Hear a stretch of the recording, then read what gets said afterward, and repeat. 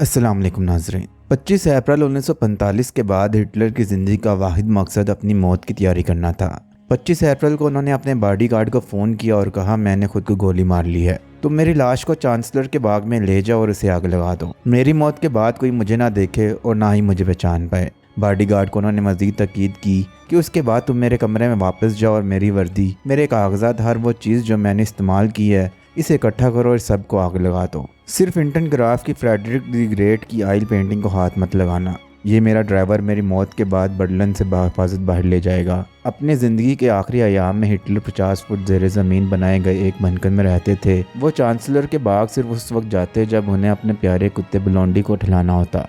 आखिरी अयाम में हिटलर सुबह 5-6 बजे सोने जाते और दोपहर को उठते थे। हिटलर की ज़ाती मावन ट्रूडी, जिनका आखिरी लम्हे तक हिटलर के साथ इस बंकर में थी। हिटलर की ज़ाती मामा ने बताया कि इन्होंने एक बार कहा था कि आखिरी 10 दिन हमारे लिए एक डरावने ख्वाब की तरह थे। हम एक बंकर में छुपे हुए थे और रूसी फौज हमारे करीब आ रही थी। हम बासानी उनकी फारिग बम्बों और बंदूकों की आवाज़ें सुन सकते थे। हिटलर बंकर में इस आस में बैठे थे कि खुदा इनकी जान बचाएगा। लेकिन एक चीज़ जो इन्होंने पहले ही वाज़िया कर दी थी वो ये थी कि अगर वो जंग नहीं जीत पाते हैं तो वो बर्लिन को कभी नहीं छोड़ेंगे और अपने हाथों से खुद को गोली मार लेंगे। लिहाजा मालूम था कि क्या होने वाला है। जब 22 अप्रैल 1945 को हिटलर ने हम सबसे कहा कि तुम लोग चाहो तो बर्लिन छोड़कर जा सकते हो, उनकी गर्लफ्रेंड इरा ब्राउन ने सबसे पहले कहा कि तुम जानते हो मैं तुम्हें छोड़कर नहीं जाने वाली, मैं यही रहूंगी। और मेरे मुंह से भी ऐसे ही अल्फाज निकले थे। उस वक्त हिटलर के वजीर दिफा अल्बर्ट स्पेयर बंकर के पास उनसे मिलने और अलविदा कहने आए थे। बाद में स्पेयर ने अपनी यादों को मुजतमा करते हुए ये बताया कि आखिरी अयाम में हिटलर की शख्सियत में बहुत तब्दीली आ चुकी थी। उनके आखिरी दिनों में हिटलर की हालत कुछ ऐसी थी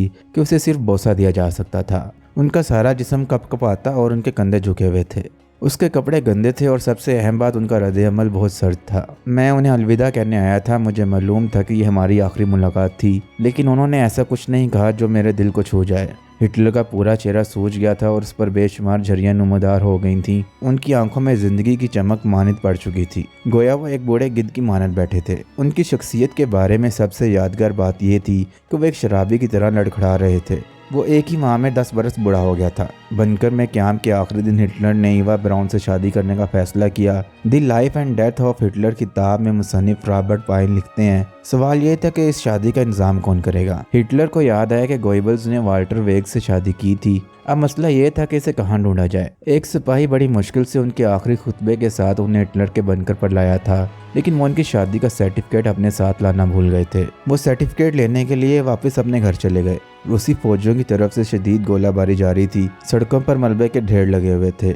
शादी की तकरीब शुरू होने ही वाली थी। गोइबल्स ने बतौर हिटलर के गवाह के दस्तखत किए, जबकि बोरमैन ईवा ब्राउन का गवाह बन गया था। उनकी शादी के सर्टिफिकेट पर 29 अप्रैल की तारीख दर्ज थी, लेकिन यह तारीख गलत थी क्योंकि रात के 12:25 का वक्त था। लिहाजा उसे 30 अप्रैल होना चाहिए था। शादी की दावत में हिटलर के 2 ज़ाती मोमिनीन ने शिरकत की थी। ईवा हिटलर की सेहत के लिए सब ने जाम उठाकर नेक ख्वाहिशत का इजहार किया था। ईवा ने उस दिन बहुत शराब पी थी, लेकिन हिटलर ने सिर्फ एक घूंट लिया और पुरानी यादों को ताज़ा करने लगा। उसने गोइबल्स की शादी भी याद की, लेकिन फिर अचानक उनका मजाज बदल गया और उन्होंने कहा सब खत्म हो गया, सब ने मुझे धमकाया है। अपनी ज़िंदगी के आखिरी दिन हिटलर कुछ घंटों के लिए सोते रहे और ताज़ा दम होकर उठे। ये देखा गया है कि सजाए मौत के कैदी अपनी मौत से एक रात कबल आमतौर पर सुकून की नींद सोते हैं। शेप बनाने के बाद हिटलर ने अपने फौजी जनरलों से मुलाकात की और कहा कि इंजाम करीब है। सफेद फौज किसी भी वक्त उनके बंकरों में घुस सकती है। हिटलर ने प्रोफेसर हुसैन को बुलाया और उनसे पूछा कि क्या इसके सनाइड के कैप्सूल काबिल एतमाद हैं। हिटलर ने इन गोलियों का तजर्बा करने के लिए उसे अपने प्यारे कुत्ते को खिलाने का भी कहा। उस तजर्बे के बाद हुसैन ने हिटलर को इत्तला दी कि तजर्बा कामयाब रहा। ब्लोंडी की सैकड़ों में मौत हो गई थी। खुद हिटलर ने अपने प्यारे कुत्ते की मौत का मंजर देखने की हिम्मत नहीं की और कुत्ते की मौत के बाद उसने ब्लोंडी और उसके 6 पिल्लों को एक डब्बे में डाल दिया। उस डब्बे का चांसलर गार्डन लाया गया। उसके पिल्ले अब भी अपनी माँ के सीने से लगे हुए थे। दोपहर के 2:30 बजे हिटलर अपना आखिरी खाना खाने बैठ गए और टोगो को 200 लीटर पेट्रोल लाने का हुक्म दिया गया था। उसे पेट्रोल के कंसंट्रों में भरकर और उसे बंकर के बैरूनी दरवाजे के पास रखने का कहा गया था। खाने के बाद हिटलर आखिर में अपने साथियों से मिलने आए। उन्होंने आंखें चार किए बगैर उनसे मुहासफा किया। उसके साथ उसकी अहलिया ईवा ब्राउन भी थी। ईवा ने गहरे नीले रंग का लिबास और इतलावी मोतियों वाले जूते पहन रखे थे। उनकी कलाई पर प्लाटिनियम की घड़ी थी। फिर वो दोनों अपने कमरे में चले गए। उस वक्त जब हालात बहुत संगीन हो गए तो मगडा गोबल्स ने चलाकर कहा कि हिटलर को खुदकुशी नहीं करनी चाहिए। اس نے کہا کہ اگر اسے ہٹلر سے بات کرنے کی اجازت دے دی جائے تو وہ اسے ایسا نہ کرنے پر آمادہ کر لے گا۔ گیرہارڈ بولڈ اپنی کتاب ان شیلٹر دی ہٹلر میں لکھتے ہیں کہ ہٹلر کے باڈی گارڈ گونجے کا 6 فٹ 2 انچ دراز کا تھا اور وہ گریلے کی مانند دکھتا تھا۔ میگڈا ہٹلر سے ملنے پر اتنا اصرار کر رہے تھے کہ گونجے نے دروازہ کھولنے کا فیصلہ کیا۔ باڈی گارڈ نے ہٹلر سے پوچھا کہ آپ میگڈا سے ملنا پسند کریں گے؟ ہٹلر نے کہا میں کسی سے نہیں ملنا چاہتا۔ ایوا وہاں موجود نہیں تھی، شاید وہ باتھ روم میں تھی کیونکہ اندر سے پانی کی آواز آ رہی تھی۔ اس کے بعد انہوں نے دروازہ بند کر دیا۔ ہینزلن جو دروازے کے باہر کھڑا تھا نہیں جانتا تھا کہ ہٹلر کب خود کو گولی مار سکتا ہے۔ اس نے بارود کی ایک ہلکی سی بو محسوس کی تھی۔ روکزز لنچ ہٹلر کے بنکر میں ٹیلی فون آپریٹر تھا۔ اس کے مطابق انہوں نے کہا تھا کہ اچانک میں نے کسی کو یہ آواز دیتے ہوئے سنا کہ اب ہٹلر نہیں ہے، لیکن میں نے کچھ نہیں سنا تھا۔ سب سرگوشیاں کر رہے تھے اور اسی کے ساتھ ہی ہٹلر کی ذاتی سیکرٹری بورمن نے ہٹلر کے کمرے کا دروازہ کھولنے کا اشارہ کیا۔